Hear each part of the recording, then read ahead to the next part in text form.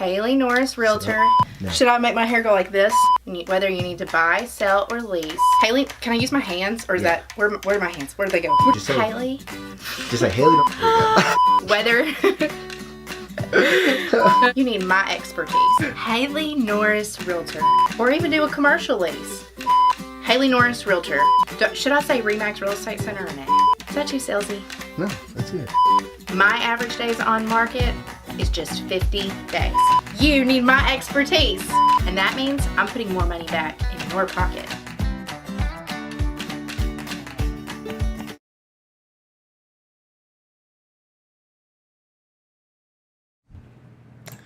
It's 7 o'clock in the community of Cache, where investigators are trying to make sense out of what happened to a toddler, an infant that was found dead yesterday afternoon in the Pitts community on Rich Road. And an arrest has now been made, and the arrest is the mother of the child. The full details next on NEA Report as the news begins right now.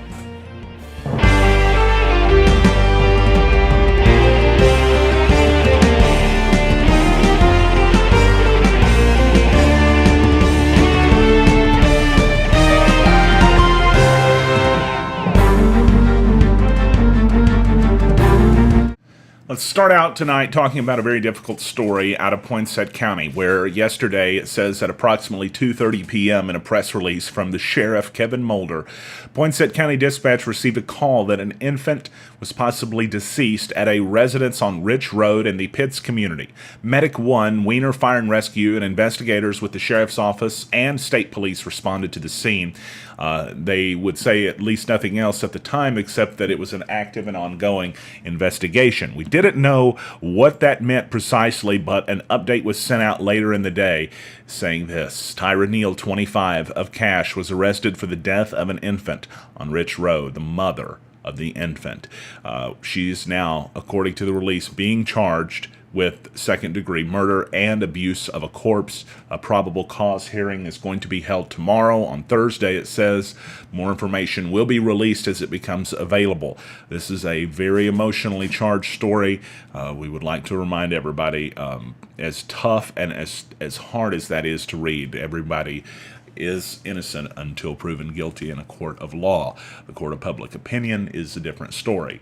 Nonetheless, our thoughts with everyone in the community, especially the responders that had to deal with a very difficult case like this.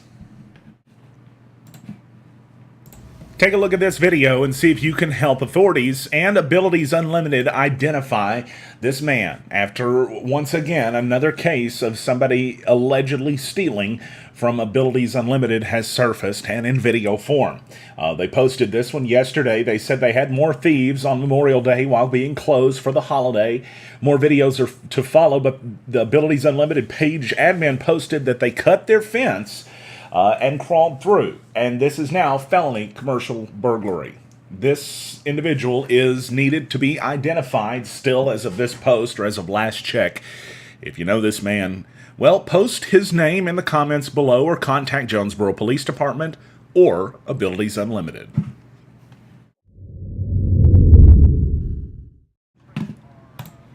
NEA Report had a very interesting live stream this afternoon, and you're looking at what was probably the most interesting portion of said live stream, because that's when the two tow trucks that were there by the fine folks from Keg Towing, they were actually trying their best to flip that thing back over onto its upright side, and they almost got it, but it looks like the mixer itself popped off and unfortunately dumped out an even bigger load of the concrete. I called it a cement mixer at the beginning, then got an education from some of our live stream viewers. We always love you guys whenever you join us and help us figure out what's going on. In this case, you can see what happened. Look at all of the cement pouring out on the right side. Oh, who got to clean that up?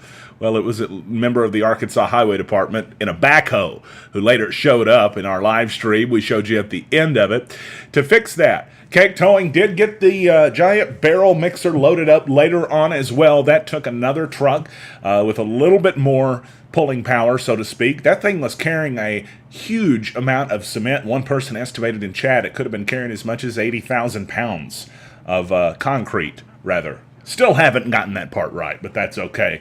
And good job, by the way, to Keg Towing. I know they had to find that kind of a different level of work, being under camera and watched by thousands of people, but they did a good job. And we thought that police out there and the fire crews and others as well were pretty awesome too. Thankfully, the man that was involved in this accident this afternoon was not injured, according to police at the scene. Still not sure what happened to cause it, but at about the 4,000 or so block of Southwest Drive near the Valley View Church of Christ, a concrete mixer was turning right into Fire Protection of Arkansas's new location, and it turned in and perhaps hit some kind of dip in the driveway. It's been raining a whole lot the last several weeks, so it could have caused a soft spot in the ground, and the truck flipped over on its side. But as we mentioned, the good news was no injuries out of this.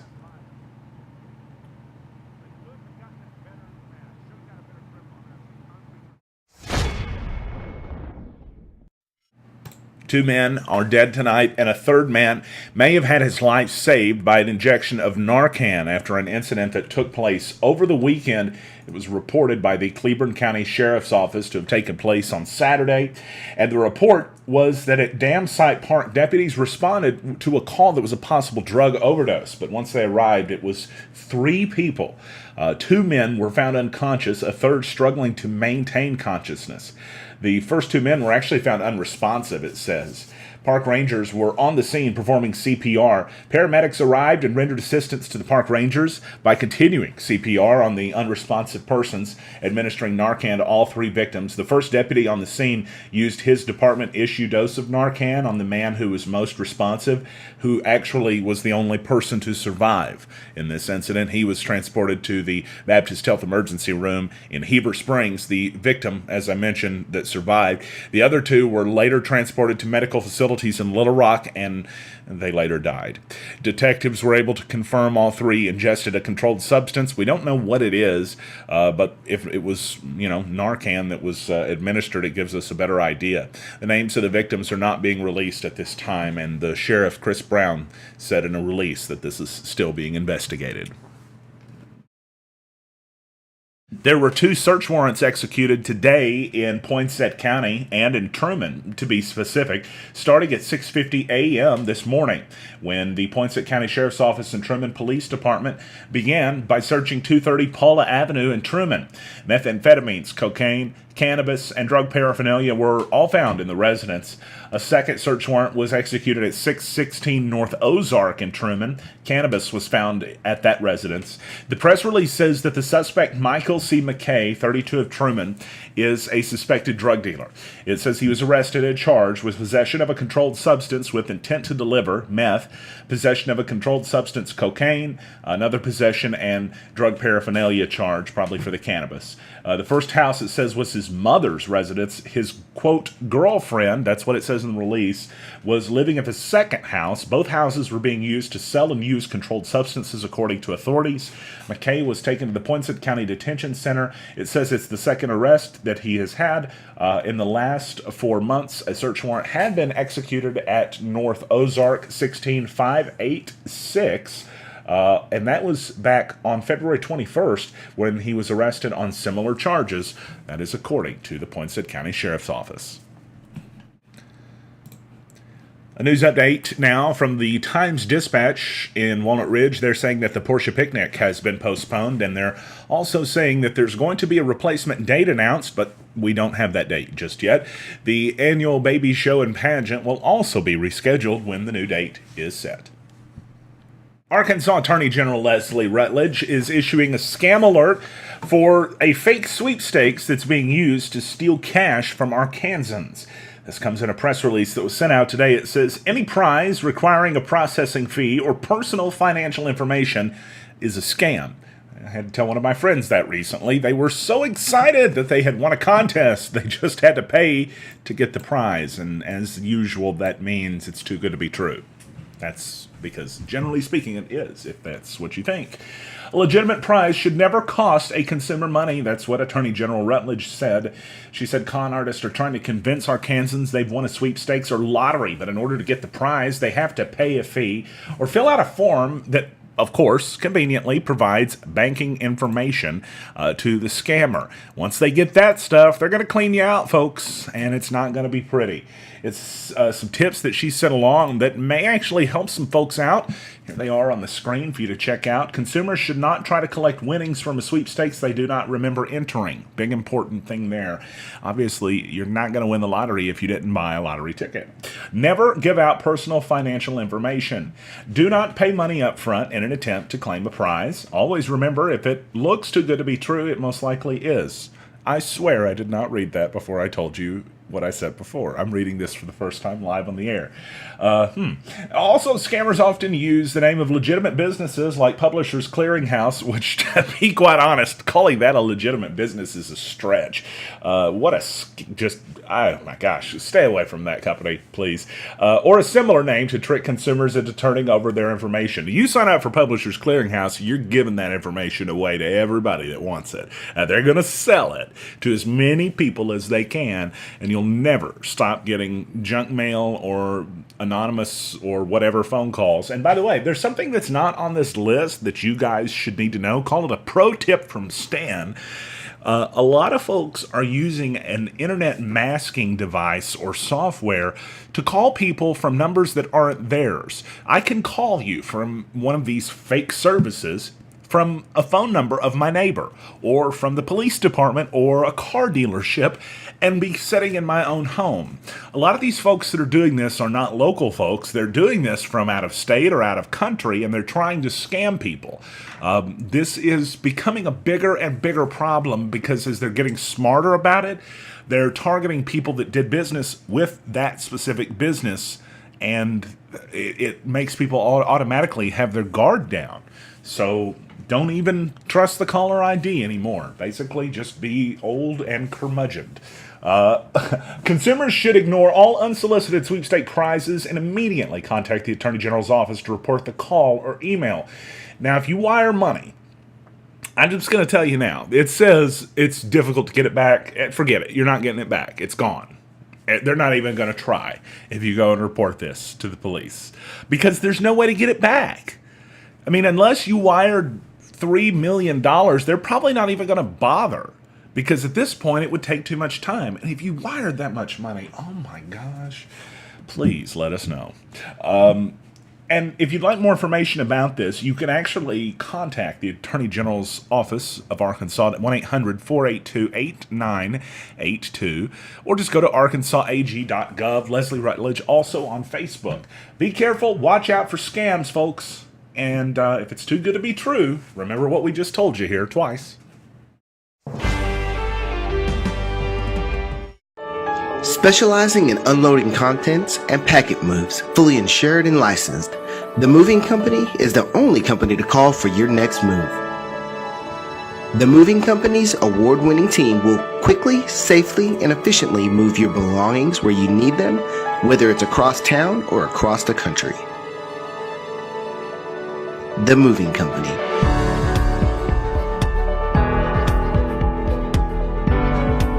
Equipped with 2 full-size moving trucks and all the supplies and tools for any move, the Moving Company is prepared for the toughest jobs to the most gentle.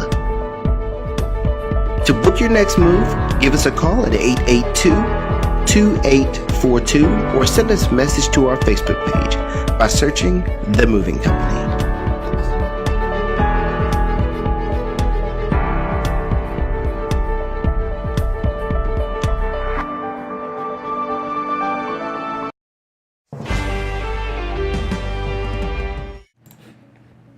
It's time for us to take a look at the weather from New Wave Wireless, which is home of the $49 iPhone screen repair, and a forecast with shower chances and thunderstorm chances scattered about. Let's talk about it. Starting with tonight, a 20% chance for thunderstorms that they said was mainly to be before 7 p.m., but I guess there's still a chance for it in the overnight hours. I don't see anything on the radar right now, but that stuff sometimes it doesn't show up until it gets over NEA. It's an overnight low of 74 with partly cloudy skies. 20% chance for thunderstorms tomorrow, mostly sunny and a high near 92. 30% chance tomorrow night for rainfall with mostly cloudy skies, a low of 74, and a 20% chance of thunderstorms during the day on Friday with partly sunny skies and a high near 91. Nothing on the radar for Friday night, mostly clear skies, a low around 74. Saturday, mostly sunny and a high near 94, but Saturday night, you're probably going to see some showers and thunderstorms at least somewhere in NEA, as there is currently listed to be a 40% chance of that on Saturday night, a low down to 72. But it's nothing left in the terms of precipitation for the next several days after that, because it's going to be on Sunday mostly sunny, on Monday mostly sunny, and on Tuesday and Wednesday mostly sunny as well, according to the National Weather Service. Right now in Jonesboro, fair skies. It's 92 degrees outside. It was a little bit warm outside standing on the side of Southwest Drive today, but the wind made it feel pretty nice outside. It makes you always remember whenever you're standing out there for an hour and a half and you got there after and left before some of the first responders, it makes you think about what they're having to deal with, because I can tell you I already have a sunburn in the back of my neck, and those guys were out there a lot longer than I was. We appreciate what.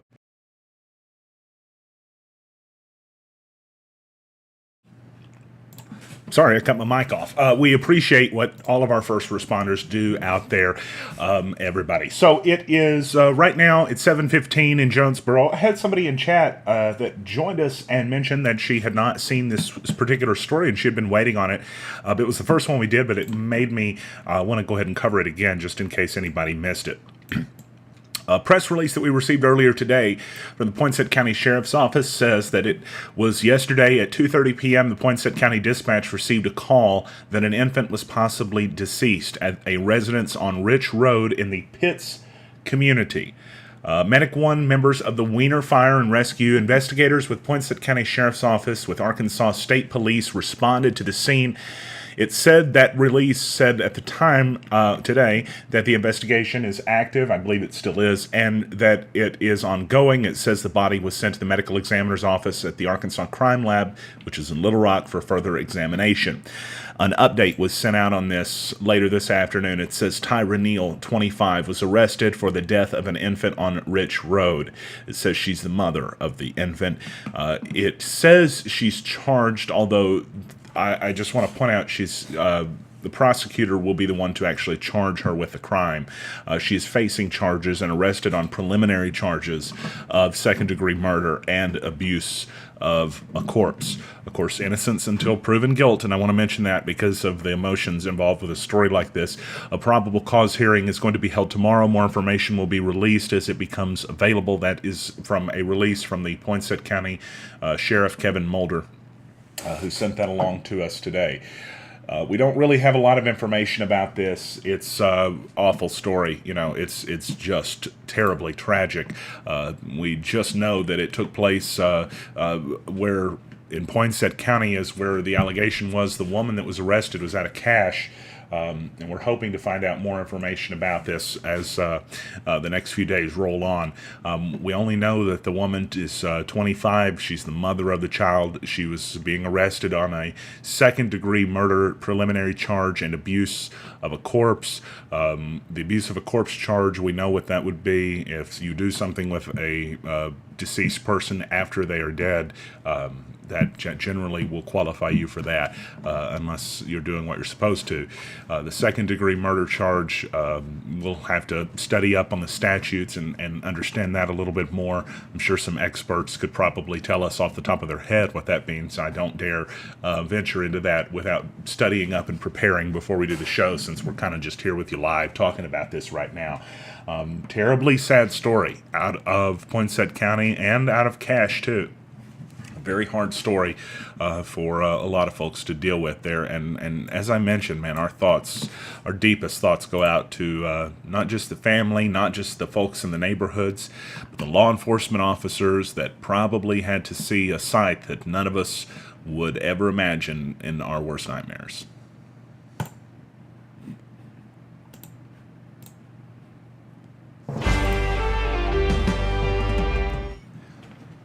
If you're looking for a new career, Pico Foods is the place to look, as they will be hosting a number of job fair dates across the summer, and they are actually going to be having some coming up in the middle and the beginning of the next month. Okay, you can see in Pocahontas on Tuesday, June 12th, there's going to be one from 1 to 6 p.m. at BRTC. That's up on the screen right there. And on June 21st, Thursday, in Walnut Ridge, 1 to 6 p.m. at the community room in the library. The first one of the month, however, is going to take place in Paragould. That's Thursday, June 7th, 9 a.m. to noon at the Goodwill Career Center on West Kings Highway. There's competitive starting pay and premiums for deboning, sanitation, machine operators, and other positions, medical, dental, vision, and 401k benefits, and paid holidays also available. If you'd like, email your resume to PocahontasHR@picofoods.com or just submit it to the address on your screen. And NEA Report will make sure you can find this on our website at neareport.com as well. We appreciate everybody joining us today on NEA Report. Thank you so much for sticking with us through some tough stories and some others today, too. Remember, if you have not yet, we invite you to like us on social media, subscribe on YouTube, follow us on Twitter at NEA News, and you're already on Facebook if you're watching this one live, which you are because I've already seen you guys in chat. I know what y'all are doing. You're with us. Thanks, everybody, for joining us tonight on NEA Report. We appreciate you so much. We'll be back tomorrow with more news from Northeast Arkansas. And just a heads up, I am redesigning, well, not really redesigning it, but I've been working on NEAReport.com. I'm going to see if I can pull it up right now. Yeah, I actually can. So I can surf the web live on the air if y'all didn't know it. Let me show y'all. I've been doing some stuff on NEAReport.com. It's going to change it just a little bit, but I don't think it's going to be broken, but if you guys notice any problems with the website over the next several days, if you notice a link isn't working, if you notice something is not functioning as intended, especially that link part, those things, if they're not working, please let us know. Send us a message on the page. You can send me a personal Facebook message if you would like. We're trying to make the website better than ever. We've actually done some stuff earlier today. I added this new NEA crime headlines section down at the top of the homepage and doing some other things. We're trying to make the website a little bit better, but we appreciate everybody's patience. It's always growing pains, right, for a small business. Okay, I'm Stan Morris. Still, I was what I told you that again earlier. And now you're up to date on NEA Report. Thank you, everybody. And please, again, subscribe on YouTube. That's the one we really want to build.